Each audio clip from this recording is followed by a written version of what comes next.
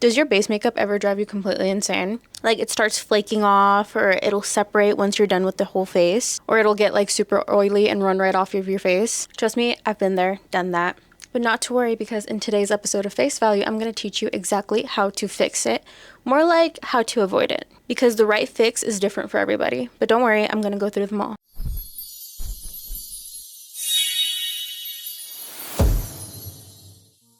Hi besties, I'm Dana and welcome to Face Value, where we sit down, chit chat, and talk everything beauty. Today I'm very excited about this episode because it kind of goes hand in hand with what we've been talking about. I feel like I just keep adding on to the little storyline, I guess, of makeup tips. Storyline of makeup tips. I don't even know if that makes sense, but I'm actually really happy because this video was actually requested, so I'm more than happy to do my research and give you guys my tips from my industry experience and also retail experience and all of the above. Here comes your pro tips from a pro. Okay, so when it comes to the base, a lot of people tend to think that they need better makeup to fix their base issues, but I actually disagree. Even though picking the right foundation is super duper important, which we've talked about before in previous episodes, the most important thing when it comes to your base is your skin prep.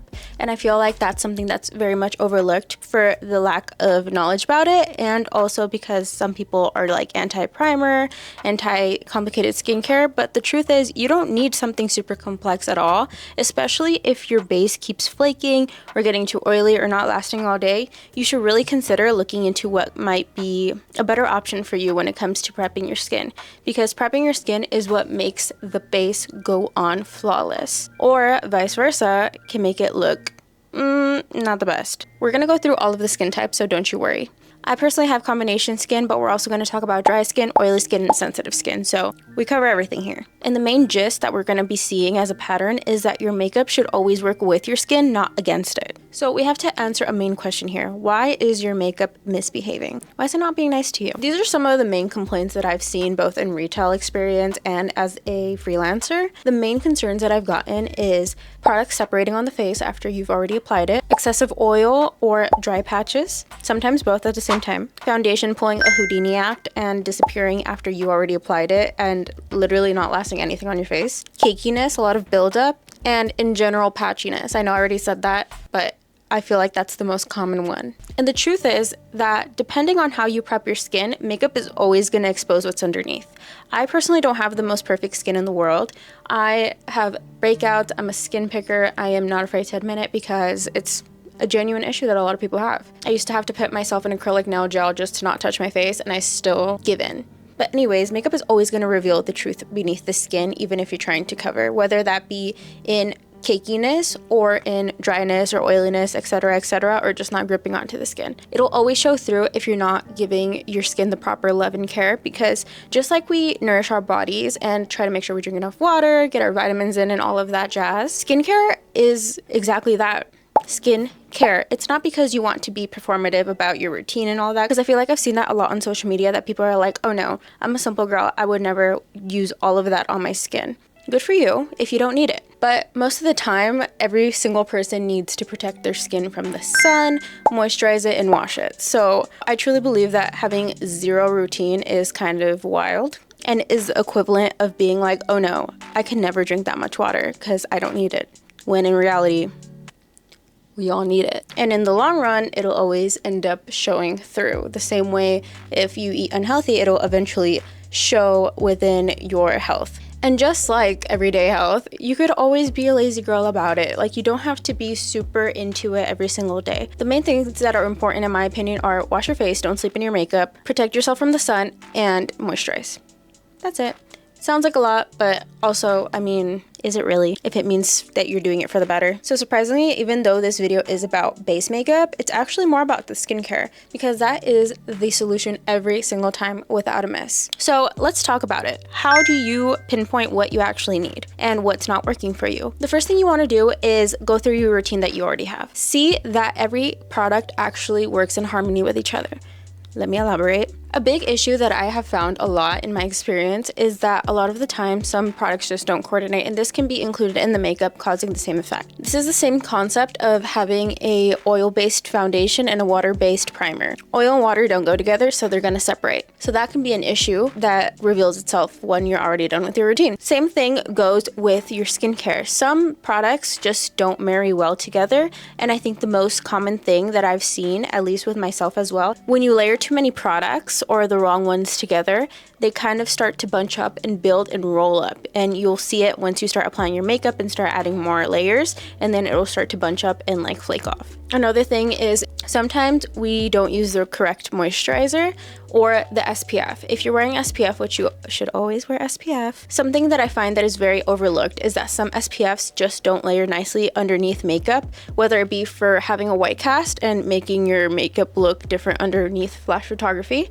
or it's just a little too greasy. Seeing if your products go together is one simple Google search away. I wish I could tell you the breakdown of all products that ever existed, but we would be sitting here for a really long time. And I'd have to do a lot of research because though I do have a lot of beauty knowledge, I am no encyclopedia of makeup and skincare. Pretty darn close though. I'm just kidding. That's the cool thing about the beauty industry. There's always something new to learn. Even though I'm a professional on paper, I'm never going to be done learning. So anyways, once you do your research and see what shouldn't be going together, let me tell you what I believe the best skin prep is for every single skin type. Let's start with talking about oily skin. If you have oily skin, I truly believe that the best thing to start with is a gentle cleanser. I feel like people with oily skin tend to think that they have to over cleanse their face and use something harsher or even exfoliating to try to get rid of all of the oils in their face. But in reality, that's just damaging your skin barrier even more. And if you have oily skin by default, it just damages the whole barrier that is being put up and makes your skin all that much more sensitive to not only the sun, but just products in general, which can cause more breakouts or sensitivities to other serums and things that you might be using that might have other ingredients that are harsher, like acids. Using a gentle cleanser is key because you want to still cleanse your face from any oils, especially if you're more oily, but you don't want to strip the skin.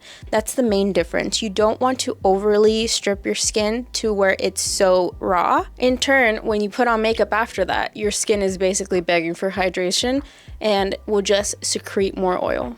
And I'm going to add products around the screen somewhere that I recommend for gentle cleansers. Speaking of hydration, I also believe that oily skin needs lightweight hydration that is catered to fixing the skin barrier. I am biased with ceramides. I believe every single skin type could use ceramides because not only does it help protect your skin barrier and build it back up, especially if you're like me and have picked your skin and have just done a lot of damage to it before being properly educated on how to take care of your skin. Because even now, I am still trying to fix my skin. Consequences of my own actions. But it's never too late. And I think this one's more of a given. I believe that you need lightweight hydration because we don't want to encourage excess oil. And a lot of the time, some moisturizers will promote oiliness. It'll just happen because we're trying to add more hydration. Sometimes hydration gets lost in translation. Oh, okay, Dr. Seuss. Anyways, here are some lightweight moisturizers that I would highly recommend, and obviously use your SPF. I will also add SPFs that I recommend for your skin type. I would also make sure that it is something that isn't super dense. So now we are moving on to actually applying products. I always work in light layers. Dana, but I still feel like my oils are going to shine through. My favorite technique that I feel like isn't really used that much anymore when it comes to oiliness is baking. Baking doesn't mean cakiness. Baking is the act of using a loose powder on a puff or a brush and packing it onto certain areas. Baking will not cause cakiness if done correctly, and I'm going to tell you exactly how to do it correctly. Once you've already set your face lightly, because like I said, we're doing it in light layers, you want to take any loose powder. I'll give you some of my faves around the screen. On a puff, take that powder and then warm it up on the back of your hand. Only then will you apply it into your problem areas that tend to get more oily, and you want to let it sit. So while it sits, do your lippy, apply your lashes, do your hair. Well, maybe not do your hair because I like to finish my whole makeup, but you know, you get the gist. You don't even have to let it sit for that long. Honestly, even like 2 minutes makes the difference. And once that is baked, you want to take a fluffy brush and then just dust everything away, and you will see that it leaves a very thin, almost like veil of powder, and this will help the longevity of your makeup throughout the day. If you have extra oily skin as well, I also recommend using a primer. I think that with the right skincare, you don't always need a primer, but if you have actually really difficult skin, which happens, there's different intensities of skin problems. I have pretty intense skin problems, excessively oily skin that doesn't really want to even grab onto just the powder. I recommend using a gripping primer. My favorite one is by e.l.f. They have two different versions. They have this green one that I really like, and if you have those problem areas, I would use that gripping primer because it's really going to hold on to your makeup. A lot of people say that it's great for even sensitive skin, but if you have extra sensitive skin, I would definitely invest into a clean brand, meaning they're brands that don't have a lot of chemicals or anything like that. One of my favorite clean brands is Milk Makeup. They have their Hydro Grip Primer that has been viral for the longest. It's a little bit more pricey, but if you have that sensitivity and really want to invest into your base, definitely recommend it. Let's move on to dry skin. Okay, for dry skin, we want to prioritize hydration. We always want to have hydrated skin, but with dry skin especially, we want to go with a thicker moisturizer. You don't necessarily need a gentle cleanser unless you have really sensitive skin that is sensitive to different ingredients. I have combination skin. Sometimes my skin is drier, sometimes it's more oily. Sometimes I like to use an oil cleanser instead of just my normal foaming cleanser. So the ones that I personally use are by a brand called Labo. Oil cleansers not only are very gentle on the skin, but they will also remove any excess dirt and grime that are onto your skin. I would recommend using a foaming cleanser and opting out for an oil-based cleanser when your skin feels extra dry, just to lock in more hydration. And if you didn't wear makeup the previous day, something great at building up your natural oils is just rinsing your face with water in the morning, but only do that if you didn't wear makeup, because when you do wear makeup, you want to make sure that you're cleansing your face extra good. So a lot of people like those thin jelly-like water creams. If you have super dry skin, you're gonna want something a little bit thicker, but thicker doesn't mean uncomfortable, because I know people don't like feeling like they have a lot of things on their face. Here are some of my favorites, because my favorite type of moisturizer is a thicker one that involves ceramides. Ceramides are great because they're really gonna help lock in the moisture in your skin and build up your skin barrier. So I know I say that a lot about the skin barrier, but it's true. Always look for something with ceramides in it. My personal favorite right now is the Ilyun Ceramide Moisturizer. It's pretty affordable and you can buy it on Amazon. At least that's where I get it. Pick a sunscreen that won't clash. One of my favorite ones is by COSRX. Their Vitamin E sunscreen is one of the best that I've tried underneath makeup. Also, one by On Ingredients is also amazing for layering underneath makeup specifically because it's super hydrating. So if you have dry skin, definitely go in with something that has either vitamins or ceramides, because sometimes they add those into sunscreens as well. When it comes to dealing with dry skin and actually applying the makeup, you want to use less powder. Only powder where necessary, and try out cream products. You can try out a cream bronzer, cream blush. I will say these products take a little bit of practice to get used to, but I have used them in a couple of my tutorials. If you ever want to watch my tutorials, I do go and tell you how I use them. I always try to warm them up on the back of my hand, never apply directly. Today, I'm actually wearing cream bronzer and cream blush. I'm using Hourglass Stick blush. Oh my goodness. And I'm using Rare Beauty's bronzer stick. Opting out for cream products will be your best friend when it comes to this, because you want to avoid the buildup of too many powders, because the powders will just promote dryness. Because it's powder, powder's dry. Now let's talk about the most complex one in my opinion, because it gets a little bit tricky, especially when you want to do a one-size-fits-all type of routine. But unfortunately, with combination skin like mine, you can't really do that. You want to treat each area of your face accordingly. That doesn't mean that you have to do all of these crazy juggling acts to be able to have a simple routine, but it does mean that you have to be a little bit more mindful to what you're applying to your face. I do talk about my favorite product recommendations in my other face value episodes for combination skin and the other skin types when it comes to actual makeup, so go check that out if you want to see that. But when it comes to the skin prep, which like I said is the main issue when it comes to bases not sitting right, you want to be very observant of your skin. So when I was trying to cater to my skin type, I wore my full face of makeup and I saw where I got oilier and where I got drier. Also, I was mindful that I have a lot of sensitivities, so I opted for gentle ingredients. Wear your makeup as you would, and and then go in the mirror after a couple hours and see what built up with oil and what didn't and what clinged on to patches. And that is how you're going to be able to see what you actually need for your skin. I have seen that minimal skincare does the most. You don't want to add too many things because it confuses the skin. One of my favorite things to do that is a great in between of super heavy hydration and super light hydration is using a hydrating toner. One of my favorites is one by Anua. I don't know if I'm pronouncing that right, I'm sorry, but it's the Heartleaf toner. It is amazing at hydrating the skin, but being lightweight enough to cater to both skin types. So even if you have dry or oily skin, definitely check it out if you want a little bit extra hydration without going crazy with the layering. Also, having a toner underneath is going to really smooth out the skin and help with the texture of your skin, meaning that makeup will lay better.